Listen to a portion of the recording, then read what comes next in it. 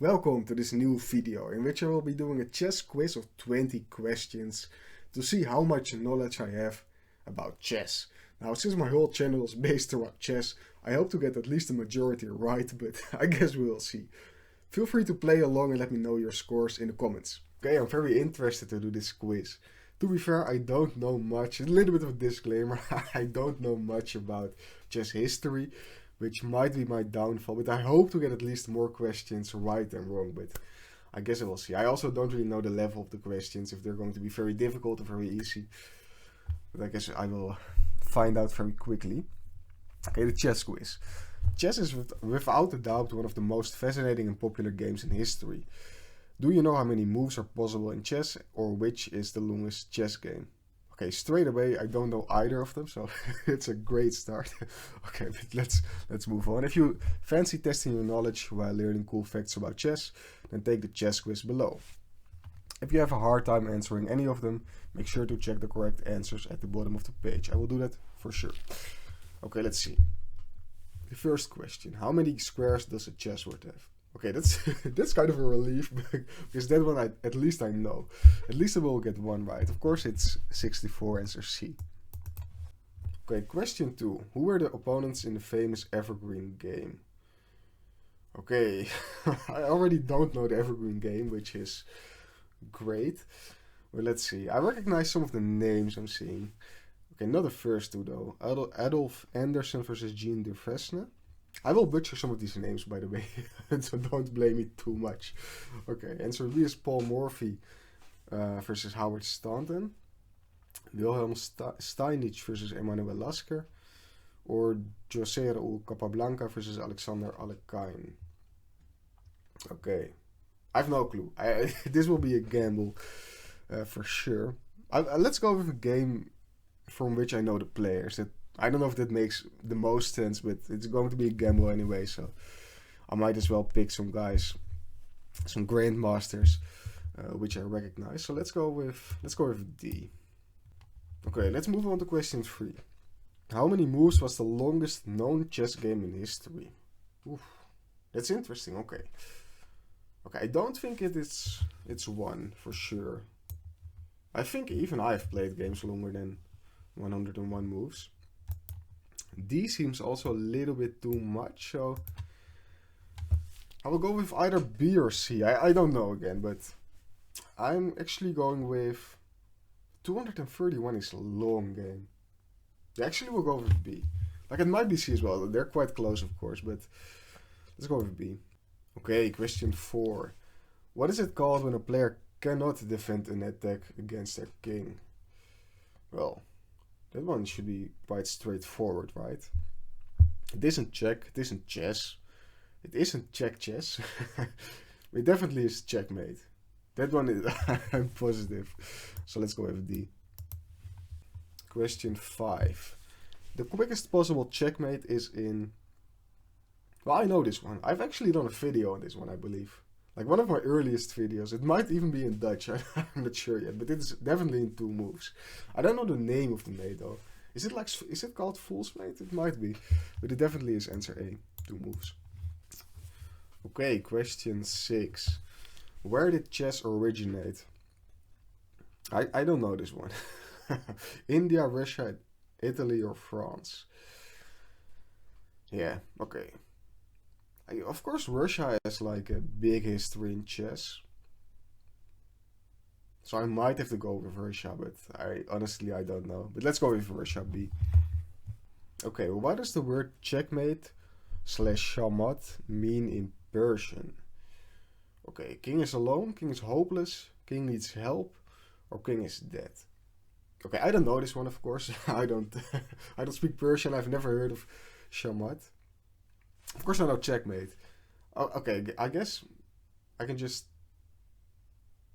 pick the one which makes the most sense, right? Okay, the king is alone. It can be that one. King is hopeless. Okay, it can also be that one.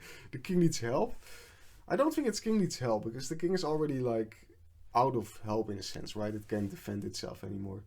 Or the king is dead. To me, king is dead makes the most sense. Checkmate. Yeah, I guess I will go with D. to me it makes the most sense. It's like the most realistic one to actually what is checkmate. Like the king is dead. There's no, you can't do anything to help the king, which also can mean it's B, but I will go with D. Okay. Which game is the earliest known predecessor of chess? Checkers, Ludo, Chaturanga, or Go? Okay, again, this one is quite difficult. Okay, I know checkers and Go. The other two I don't really know, which I don't know. Like, it's also like predecessor, right? Like, checkers is like, to me at least, is like a completely different game. And Go, I don't really know the rules, so I can't really say. But I might have to go for Go. I know it's also like a very old game like chess, so it's a total gamble. There's no logic behind it, but I will go with answer D. Let's move on to question 9 then. Approximately, I hope I say that right. How old is the game of chess? Okay, interesting. 1500, 300, 5000 or 600? My first instinct says it's answer A, 1500. Like 300 for sure it isn't. Sorry. It isn't 300. I don't think it's 600. I'm quite sure it isn't 600, and 5000 seems way too much. It might be 5000 actually. I'm not sure. I will go with A though. 1500 seems the most logical one, to me at least. Who was the first official world chess champion? Oh, interesting. Okay, Steinitz, Kasparov, Fischer or Morphy? Okay, I know for sure it isn't Kasparov or Fischer. So it's between Steinitz or Morphy. And I don't really know, to be fair. To be honest, to me it's like either of them can be the first official world chess champion. I will go with D, Paul Morphy. What is the common abbreviation of the International Chess Federation? Okay, I know this one. This is FIDE. Okay, wait. Is it actually? Yeah, it has to be, right? For a second I thought it was answer A, FIA, but I mean it has to be FIDE, I believe. I will go with D. What is the name of the rating system that measures a player's strength? Okay, I know this one. This one is ELO. That's one of the more easy questions in this quiz. Okay, the last two have been kind to me, the last two questions. It definitely is B. Oh, interesting. The official chess rating system was named after him, after this guy. I don't know what it is, but I'm assuming it's something with ELO. Okay, but let's move on. Other than world champion, what is the highest title a chess player can earn? Whew. Okay, Supermaster, Extra Master, Grand Slam Master, or Grandmaster. For a second I thought answer A was Super Grandmaster, which I've heard before, but it definitely is D, Grandmaster. What determines which player starts first in a chess game? A coin flip, whoever comes first to the board, the player with the black pieces always goes first. The player with the white pieces always goes first. Okay, this is a little bit confusing, because of course answer D is right, the player with the white pieces always goes first. But you can also say, like, what determines which player starts first? It might be a coin flip. But I don't think it is. I think it's just answer D. The player with the white pieces always goes first. Okay, let's move on to 15 then. The folding chessboard was invented by... Oh, okay, a librarian, a priest, an accountant, or a lawyer. Okay, I don't know. I have no clue about this question, but I can also not really, how do you say that, like, try to make arguments for any of the answers. I mean, it will just be a random guess. I will go with an accountant, answer C, why not? Okay, question 16. In 1988, the computer won against a GM for the first time. What was the computer called? Deep Think, the supercomputer, Deep Thought, or Deep Chess? Okay, I think I know the answer, which is Deep Think, answer A. I believe it was a game against Karpov, maybe? I don't know. I guess it was some Russian GM, right? Maybe Kasparov? I don't know. But I think I remember it. It was called Deep Think. Answer A. If you put 1 grain of wheat on the first square of the chessboard, then 2 on the second, 4 on the third, 8 on the fourth, and so on, how many grains of wheat do you need to put on the last 64th square? I know this is kind of a famous story, right? About, I don't know if it was a king, but someone was asked, like, make any wish or something like that. And they said exactly this, well, question in a sense, like put 1 grain of wheat on the first chessboard and 2 on the second, 4 on the third, and so on. And the last square, the 64th square, which is funny because the 64th square, that's and also the answer to the first question. So I have that one right for sure. But it was like an insane amount, which of course wasn't possible. But well, luckily for me, all the numbers given as answers are insanely high. So okay, it will still be a little bit of a guess. Okay, I won't read all the numbers out loud. I don't think my English will be able to handle that. Okay, I will. It's tough. I'm tempted to just go with answer D, like the biggest number. Yeah, I will go with D. I think D is right. Okay, question 18. How did the first game between Earth and the crew of Soyuz 9 spacecraft, played on 9th of June 1917, finish? Yeah, I don't know. I don't know. Yeah, all the history questions are kind of difficult for me, I guess. I really don't know much about chess history. But yeah, this one I also don't know. I mean, white won, black won, it ended in a draw. It was never finished. I might have to go for D again. It was never finished. But I don't know, it might be all of them. I have no clue. But I will go with D. It's a pure guess. Okay, 19. What is chess played by post or email called? Long distance chess, correspondence chess, open chess, or interactive chess? Okay, I know this one. It's B. Correspondence chess. Okay, nice. Finally, I'm like sure of one, which is great. Answer B. Okay, the last question. Which is greatest in number? All atoms in the universe, possible games of chess, stars in the Milky Way, or people on the planet?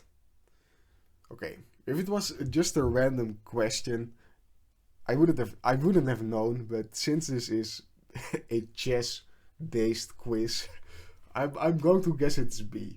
I mean, it can be okay. Wait, but all atoms in the universe. I can't imagine there are more possible games of chess. That's ridiculous, but actually, I'm doubting now. I don't know. I will go with B anyways. I will go with the possible games of chess. But I'm not sure. Okay, that was the quiz. It was a fun quiz, to be fair. Like, there were a lot of different types of questions, and the difficulty was also like very wide in range. So there were very easy questions as well as very difficult ones. I have a lot of voice cracks today, which is annoying. I just woke up, maybe that's why, but I don't know. Okay, let's go for the answers. What am I hoping for? Okay, again, I hope I have at least more than 50% right. That's kind of the benchmark for me, which I want to achieve. But I'm going to guess I have around 14 right. Although there were quite a lot of guesses actually, so that might be a little bit too high. But let's see. Okay, how many squares does a chessboard have? It is C, which I did have right. Which was of course the easiest one on the quiz. 8 by 8 is 64 indeed. Okay. 2. Who were the opponents in the famous Evergreen game? I didn't know this one. I also have it wrong. It was answer A. The Evergreen game is a famous chess game played by Jean Duvresne. I probably mispronounced it for sure.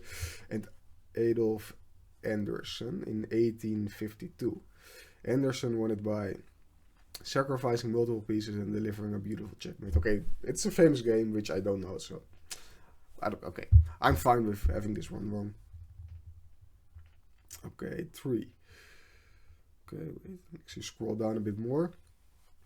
How many moves was the longest known chess game in history? It is C, which I have wrong again. It is 269. I was I was confused between B or C, but it was C. Well, Can you imagine that the game was played between Ivan Nikolic and Goran Arzovic in Belgrade, 1989. It lasted over 20 hours and ended in a draw. Wow, that's insane. That's really insane. Okay, so I've one right, the first one, and then my two guesses were basically wrong, which isn't a great start. But let's move on to question 4. What is it called when a player can't defend an attack against their king? Okay, this one I hope I have right. Yeah, I have. It's checkmate. Checkmating your opponent is the most important and crucial goal in the game of chess. Makes sense. Question 5.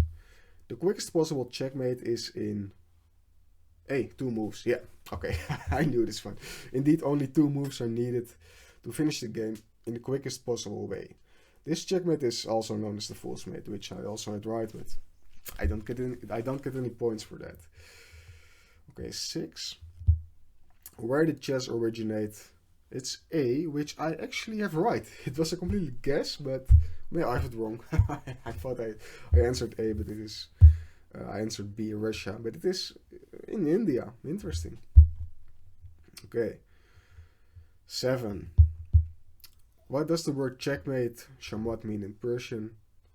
In Persian, Shah stands for king and mat for dead. So there you have it. The king is dead. I actually got that one right. It was a little bit of a guess, but it was the most logical guess in a sense. So I got that one right. Okay, you can see the full answer. Okay, question 8. Which game is the earliest known predecessor of chess? I have that one wrong. It's believed to have been invented about 1500 years ago and is the earliest known predecessor of chess. But my answer to how old the game of chess is was 1500, so that one probably is also wrong. Okay. Yeah, no, okay. But I got that one wrong, yeah. I guessed Go, I believe. Okay, question 9.